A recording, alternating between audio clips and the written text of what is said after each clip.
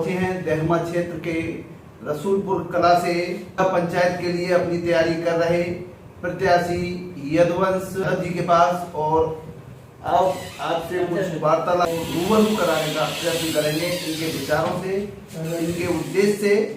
और हमारे चैनल में आपका स्वागत है। इंजीनियर साहब 21 पट्टी है शायद रसूलपुर कला, इससे आप जिला पंचायत लगने का ऐसे मूड बना चुके हैं ऐसा दिख रहा है और प्रयास भी कर रहे हैं। तो इस क्षेत्र के युवाओं के लिए आपने क्या सोच रखी है, किस उद्देश्य के साथ हैं, ये जरा बताएं। सबसे पहले बहुत बहुत धन्यवाद पत्रकार बंधु, आपके चैनल का बहुत बहुत धन्यवाद। आपने मुझे इंटरव्यू दिया और इस लायक समझा। तो देखिए, सबसे पहले जो मुद्दा है एक युवा के लिए, तो युवा के लिए जो हमने सबसे पहला हमारे जो मन में विचार है, अगर हम चुनाव में आते हैं या ना भी आते हैं उसका एक अलग विचार है। चुनाव राजनीति, एक युवा अगर सबसे पहले युवा अगर शिक्षित होगा, अगर युवा शिक्षित होगा तो कुछ भी कर सकता है। अगर स्किल्ड है, अगर उसके पास हुनर है तो कुछ भी कर सकता है। सबसे पहले युवाओं को मार्गदर्शन देना हमारा मेन लक्ष्य रहेगा।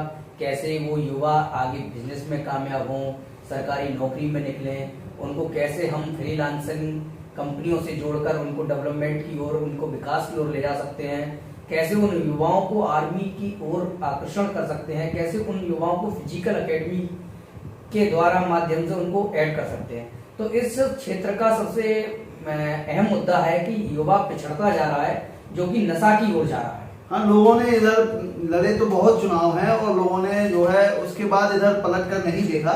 ऐसा देखने में आ रहा है कि विकास की दौड़ में जो है क्षेत्र पीछे है, जिसको आप पर देने का काम करेंगे एक तरह से, बढ़िया तरह से, बेहतर। तो इसके लिए आप किन किन तरीकों से इसे धरातल पे लाएंगे? देखिए, रही बात पूर्व में जिनकी रही उनको विशेष चर्चा में लाना मैं पसंद नहीं करूंगा, क्योंकि बात यहाँ विकास के मुद्दे की। हमारा जो मेन लक्ष्य है कि इस क्षेत्र का कैसे विकास हो, कैसे युवाओं में जोश आए, कैसे युवा ज्यादा से ज्यादा निकलकर सरकारी नौकरी और विभिन्न कार्यक्रमों में पहुंचे। तो सबसे पहला हमारा मुद्दा है कि युवाओं को एक ऐसा स्किल दिलाया जाए समय समय पर कि उन लोगों के साथ उनको जैसे कोई काम दिलाया जाए, कोई रोजगार दिलाया जाए, कोई लघु उद्योग दिलाए जाए, कोई कार्य कराए जाए। ऐसे कुछ कार्यों में उनको आगे बढ़ावा दिया जाएगा। जैसे कि अभी हम निरंतर कार्य कर रहे हैं। पिछले लगभग 2013 से हम कंप्यूटर संस्था, एक युवाओं को एक संस्था बनाई है जो कि एक युवाओं में कंप्यूटर सिखाने का काम कर रहे हैं। अभी हमने बीच में समय समय पे 7-7 दिन के स्किल डेवलपमेंट के कोर्स चला दिए जाते हैं। तो इस तरीके से हम समाज में हमेशा से लगे हुए हैं और मेरा परिवार पूर्व से इस सामाजिक सेवा में हमेशा योगदान उनका रहा है। तो मैं युवाओं को यही कहना चाहूंगा, इस बार ये चुनाव कोई एक आम व्यक्ति का चुनाव या मेरा चुनाव नहीं है, ये यहाँ की रणनीति का चुनाव है, ये यहाँ के युवाओं को आगे बढ़ाने का चुनाव है, ये उन्नति का चुनाव है। ज्यादा से ज्यादा कहने का मतलब है आप सरकारी योजनाओं का युवाओं के लिए, जो उद्यम के लिए सरकार द्वारा बहुत सारी चीजें हैं वो दिलाने का प्रयास करें। बिल्कुल प्रयास करेंगे। तो एक बात और भी है कि आपका जो जिला पंचायत क्षेत्र है, इसके लिए आप जिला स्तर पर और प्रदेश स्तर पर किस तरीके से पहचान दिलाने का काम करेंगे, इसके बारे में भी जरा बताएं। देखिए, पहचान दिलाने की बात है तो पहले क्षेत्र में जाने के बाद जब मैं चुनाव जीतूंगा तो अपने क्षेत्र का नाम रोशन करने के लिए हर संभव विकास करूंगा। इस पंचायत को उत्तर प्रदेश में सबसे उत्तम पंचायत बनाने का प्रयास करूंगा। जैसे मैंने आपको बता चुका हूं, बुजुर्गों को सम्मान दिलाने का काम, स्वास्थ्य शिक्षा का काम, सड़कों का काम, नाली का काम, लाइटों का काम, सभी धर्म में मिलकर हर धर्म का सहयोग और हर धर्म का विकास करने का हमारा नारा रहेगा। कोई जातिगत व्यवस्था हमारी एक बड़े तरीके से कोई व्यवस्था नहीं है। हम हर जाति में विकास करेंगे, चाहे हिंदू हो, मुस्लिम हो, सभी विचारधाराओं से हम आगे विकास करने की कोशिश करेंगे। आपने जिला पंचायत क्षेत्र की एक अलग पहचान बनाएंगे, ये आपका मुख्य उद्देश्य है। जी जी।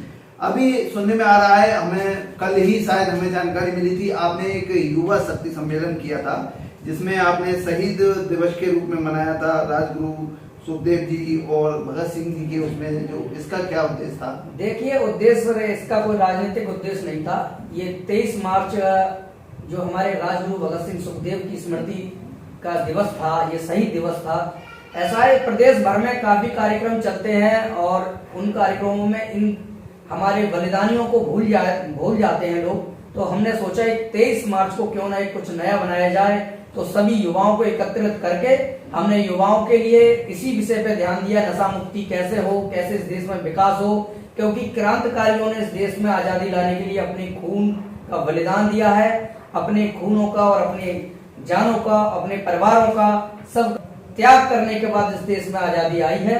तो ये आजादी की लड़ाई में उन लोगों को हम याद करने का भी कम से कम इतना टाइम निकालना चाहिए। तो 23 मार्च का एक कार्यक्रम युवा शक्ति सम्मेलन जो रखा वो इसी उद्देश्य से रखा गया कि सभी युवाओं में एक प्रेरणा और जोश आए, सब युवा आगे बढ़े, सभी लोग मार्गदर्शन पे सही चले। युवा जो है हमारे देश का विकास की रीढ़ है, तो इसी तरह से युवा जो है हमारे आपके जिला पंचायत क्षेत्र के भी विकास की रीढ़ बने, पहचान बने।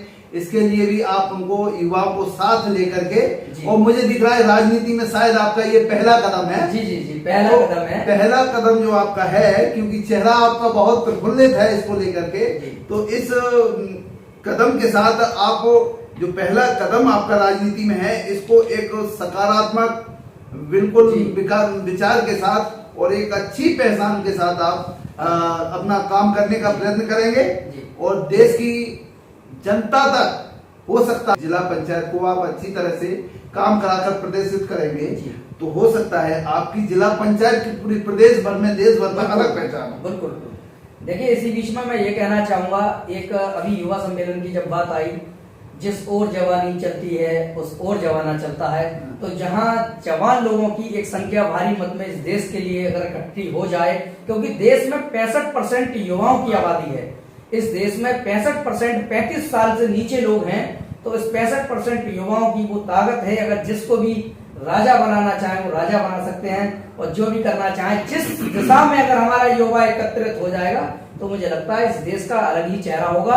और मेरा तो मानना यह है कि 2026 जिला पंचायत प्रधानी के जो चुनाव आ रहे हैं, मेरा जो मानना है कि लगभग 70% युवा निकल के आगे आएगा और इस चुनाव को जीत हासिल करके देश को विकास करने के लिए बहुत आगे ले जाने का हमारा प्रयास जो है उसमें हम लोग आहुति दे रहे हैं और युवाओं को आगे ले जाने का हर संभव प्रयास करेंगे।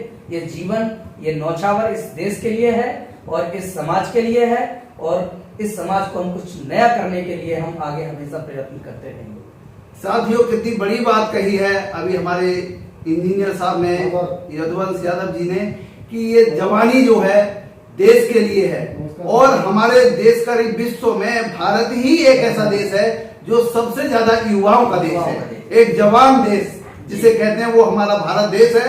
इसी सोच के साथ आप चल रहे हैं, हो सकता है नए युवाओं को आपसे प्रेरणा मिले और आपसे कुछ सीखें, और हो सकता है आपके मार्गदर्शन पे चल के वो भी आपके पीछे पीछे चले और राजनीति का हिस्सा बने। बिल्कुल बिल्कुल, मेरा तो यही मानना है कि ज्यादा से ज्यादा युवा राजनीति में आए।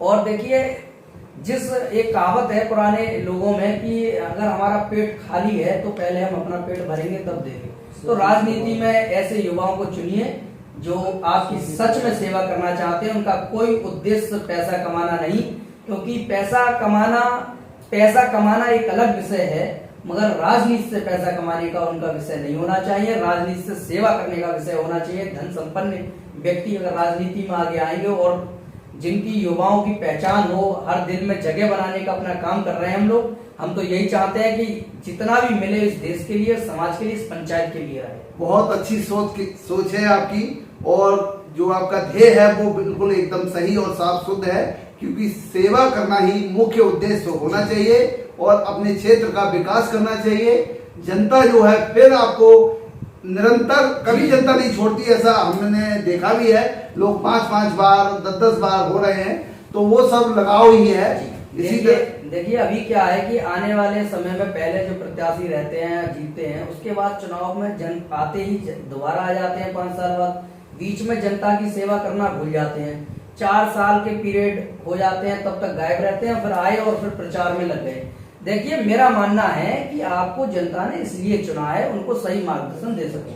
जनता का प्रतिनिधित्व करने का एक ही यही है कि आप जनता के नेता हैं, जनता ने आपको चुना है किस विषय के लिए। कोई जनता आपसे खेत जुतवाने के लिए आपको नहीं बुलाएगी, उनका मार्गदर्शन यही कि समय समय पर बुरे वक्त में उनके काम आओ, दुख दर्द में उनके सहभागी बनो। जी, अच्छे वक्त में उनके काम आओ, बुरे वक्त में उनके काम आओ, उनके बच्चों को शिक्षा दो। किसी ने इंटर कर लिया, उसको आप इतना भी योगदान है राजनेता का, अगर आपके बच्चे ने इंटर या बीएससी कर लिया तो मार्गदर्शन आपसे ले सकता है, क्योंकि आपको उसने राजनीति में और इसमें चुना है। तो अच्छे लोगों को, पढ़े लिखे लोगों को चुनो, जिससे कि वो आपको अच्छा मार्गदर्शन, आपके परिवार को सुधार सके। एक प्रतिनिधित्व की ताकत आपको देता जी, है, जी। तो उसके लिए जो है सही तरह से करना चाहिए। बहुत बहुत धन्यवाद आपका यदुवंश जी कि आपने आकर के अपने विचार रखे और हमारे चैनल के माध्यम से आपने एक अपना कीमती समय दिया, इसके लिए बहुत बहुत धन्यवाद। बहुत बहुत धन्यवाद पत्रकार महोदय।